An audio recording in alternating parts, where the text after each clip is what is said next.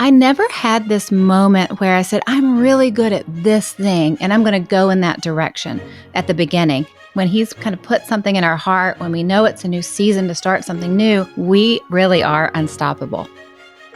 Welcome to the Jesus Storybook Bible Podcast, a place where we remind you that grace can rewrite any story, that hope shines a light through our darkest moments, and that God's love changes lives. Here's your host, New York Times bestselling author, Alli Lloyd Jones.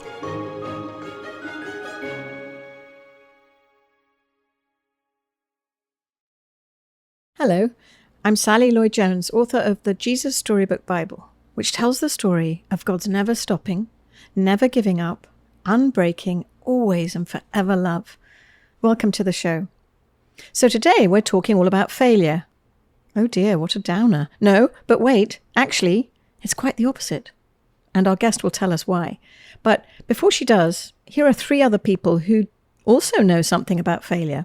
The first one is Michael Jordan, one of the greatest basketball players of all time. And he said this about his own record. He said he'd lost almost 300 games. He'd missed over 9,000 shots at goal. 26 times he was given the ball to take the game-winning shot and missed. But Jordan said the reason he succeeded boils down to his failures and using failure as a stepping stone to success. His shooting average was just below 50%, which means to score, he had to take 2 shots, one to fail and one to succeed. Oh, and then there's this other guy you may have heard of, Thomas Edison, inventor of the brilliant light bulb. Well, he said this about his many failed attempts. I have not failed. I have just found 9,999 ways that do not work. And then there's St. Paul, who literally boasted about his weakness and his failures. Why would he do that? Because when he was weak, he said, God's strength could be on full display. The Bible is filled with failures. In fact, Alan Redpath, the British theologian and pastor, said this: the Bible never flatters its heroes. It tells us the truth about each one of them, in order that against the background of human breakdown and failure, we may magnify the grace of God and recognize that it is the delight of the Spirit of God to work upon the platform of human impossibilities. Isn't that wonderful? Our guest today knows the importance of failing for learning. She's seen firsthand how God has worked in her weakness. Speaker, author, business coach, and podcaster Alli Worthington built her business after her family lost everything and had to file for bankruptcy. It was out of that has come her life's mission: to help people grow a fierce faith, to not be afraid of failure, to build their dreams, and ultimately to love their life. She's passionate about helping women believe in themselves and to stop self-sabotaging themselves and to reframe how they view motherhood in the face of the tremendous pressures to compare and despair. Alli encourages us to never give up, to trust God who shows up in our weakness and who promises to guide our steps, however small. I wonder where in each of our lives we too might fail forward. So, without further ado, please welcome my friend and now yours, Alli Worthington. I'm Alli Worthington. I live outside of Nashville with my husband, and we have raised 5 sons. I also have a beautiful stepdaughter. I have the great joy of getting to be a work-from-home mom and run my own company. I'm a business coach, I'm an author and a speaker and a podcaster, and I get to help women be able to reach their dreams with whatever God is calling them to do. So it's a really fun life. Way back in 2006, I was in a bookstore and I felt like God told me that I was going to write a book one day. So I went and Googled with dial-up Wi-Fi, how do you get a book deal? And the answer was depressing, because it was, if you're not famous, which I wasn't, or infamous, thankfully I wasn't, or well-connected, you aren't going to get a book deal. But then the next search result was, if you have a blog, you can prove that you have something to say, because you can build an audience and then publishers may want to publish a book. So my next Google search in 2006 was, what's a blog? And that put me on the road to blogging. I had 4 sons at the time. Now, right after the birth of my fifth son, my husband had been out of work for a year. This is in the recession that was going on, the housing crisis. He couldn't get another job.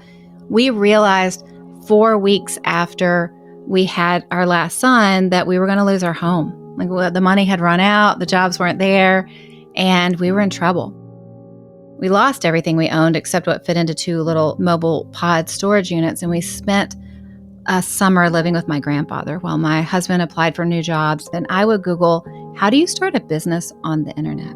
I had $42 that I could invest in my business, but I knew I was moving into a season where God wanted me to build a business. I just didn't know what that business looked like, and I knew I had to figure it out. I would look for doors that would open and just open them up and go, is this for me? And then I'd see another door and go, maybe that's for me. And I would pray all the time that the Lord would guide me, but I would be very clear with opportunities that would come up or things that I wanted to spend my time with. And I go, Lord, if this is not for me, make it really clear because I'm about to go through this door.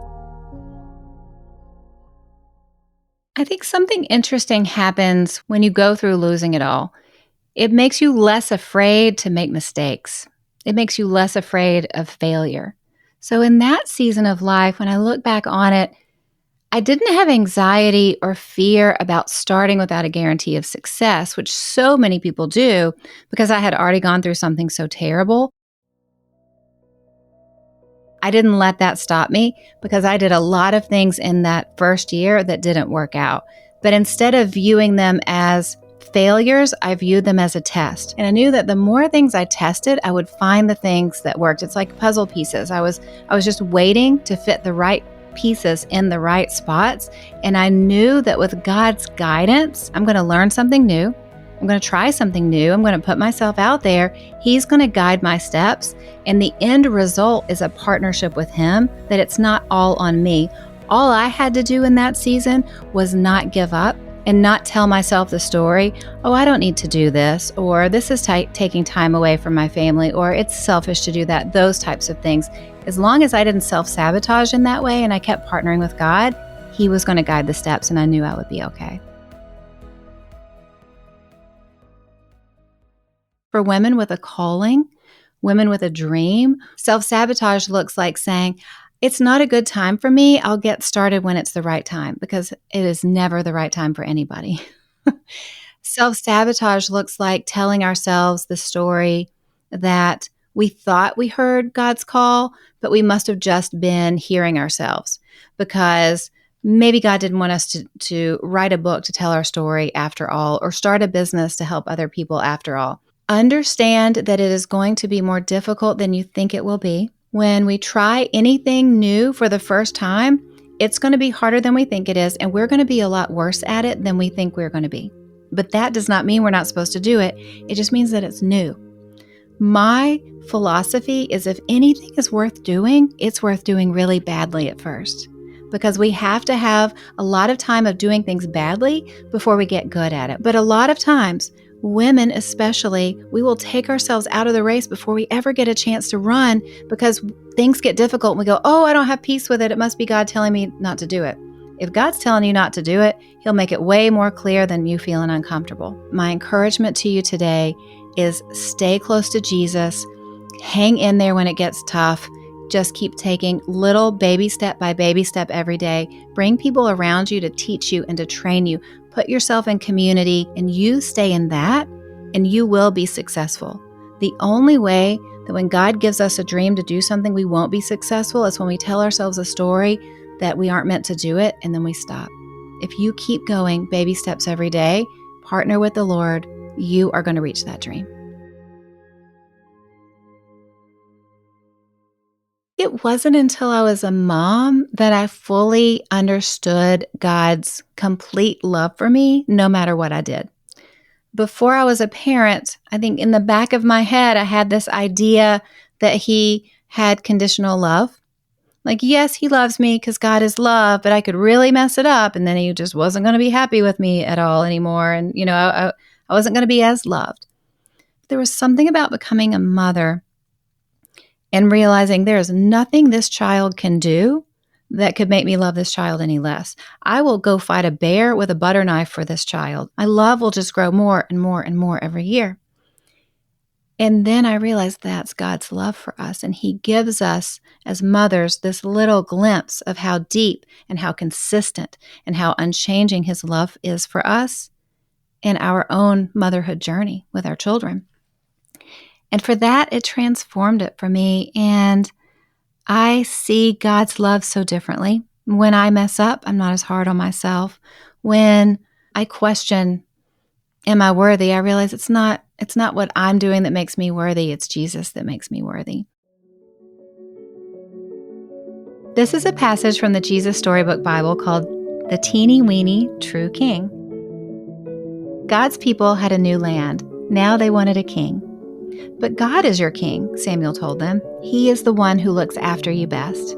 We want a real king, they said. One we can see. Go to Bethlehem, God told Samuel. You'll find a new king there. So Samuel went to the little town of Bethlehem. God told Samuel to go to Jesse's house, and God was going to choose one of Jesse's sons to be the new king. Jesse had 7 strong sons. Samuel asked Jesse to bring each son in turn. So Jesse brought the oldest, tallest, strongest son. But God didn't choose him. You're thinking about what he looks like on the outside, God told Samuel, but I am looking at his heart, what he's like on the inside. So Jesse showed Samuel his next oldest, tallest, strongest son. But God didn't choose him either. In fact, God didn't choose any of the 7 sons. Samuel said, "Is that all?" Jesse laughed. "Oh, well, there's the youngest one, but he's just the weakling of the family. He's only teeny." "Bring him," said Samuel. Jesse's youngest son came running up, and God spoke quietly to Samuel. "This is the one." His name was David. "He has a heart like mine," God said. "It is full of love." I love this passage because it shows so clearly and so beautifully how, as humans, we are looking at the outside of people. We're looking, who's the biggest, who's the strongest, who's the tallest, just like in that story. But God is always looking at our hearts. God is looking and can see right through us, knows what's in our heart, and is looking for hearts full of love. And that is so comforting to me.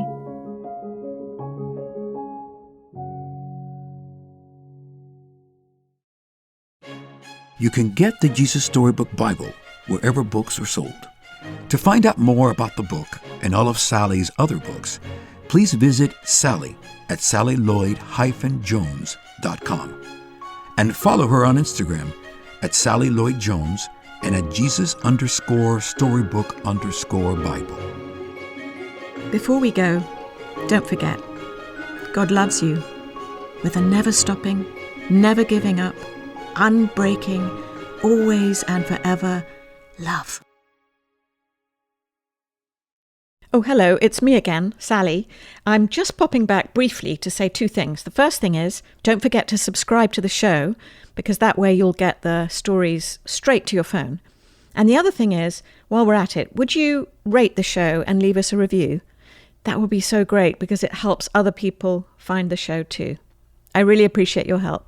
Thank you.